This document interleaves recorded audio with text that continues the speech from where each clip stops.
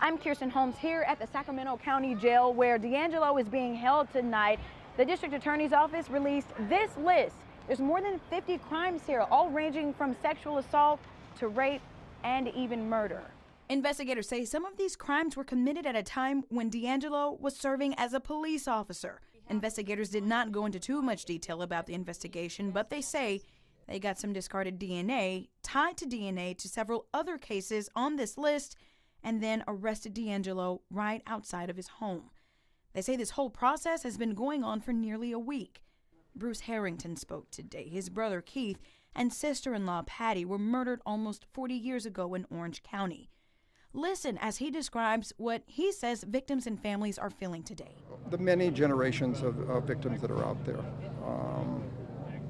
It's a bellwether day. It is a day where they can, and especially the women who were raped and survived, you have to believe that they can sleep tonight, as I said, because I got to believe they haven't been able to sleep much at all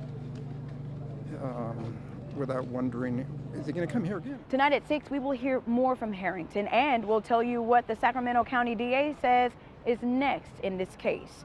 Keristen Holmes, ABC10 News. I'm Keristen Holmes. You might have seen this video of a man confronting a woman about a child who was crying inside of a store. It's been all over social media in our area. The woman in the video is behind bars right now. She's charged with false imprisonment and kidnapping. We had a lot of comments on our Facebook page about the story. A lot of you had the same question as David, who wrote, "Where are the little girl's parents?" We called SAC PD to ask about where the girl was taken from, but it's an active investigation, so they can't say. Connie writes, "This is so scary, deep down scary.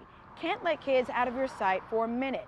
And Alexis, like a lot of the people who posted on our page, commended the man behind the camera whose voice you hear in the video. Alexis wrote, "Good for this young man who stepped into action. But is that the right thing to do? Is there a better alternative?" We asked Sean Hampton with Sacramento County Sheriff's Department. And officials we talked to say if you're in a situation where someone is trying to take you against your will, do whatever you can to draw attention to yourself, get away, and fight back. Coming up for you tonight at 6, we'll give you tips on what to watch for if you think someone is in danger and what you should do if you want to help out. Keristen Holmes, ABC10 News. Dirty hands is a sign of clean money. Tyler Wood is an iron worker and a trainer at Northern California Construction and Training. I can take care of my parents. I can take care of my daughter. I can take care of myself. And you also don't have time to get in trouble. You're always working. He's talking about Sacramento's push to make sure local workers get to work on city construction projects. It's a move that Jake Meehan, the vice president of NCCT, is behind 100%. Men and women in this community that need work, they're not going to have to go elsewhere to find work. They're going to go downtown and work on art museums and public buildings all over the place.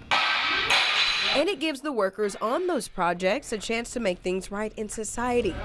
Near NCCT, for example, there's an adult re-entry program for men and women who have had run-ins with the law.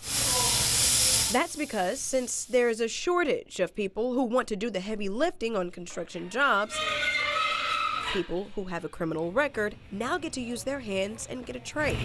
And Tyler says not only does that keep them busy, but now they're busy in the best way possible. We're not traveling 4 hours a day back and forth to work. We're not traveling weeks at a time. We're home. We get to see our kids. We get to see our family. Now we're spending money home. Keristen Holmes, ABC10 News.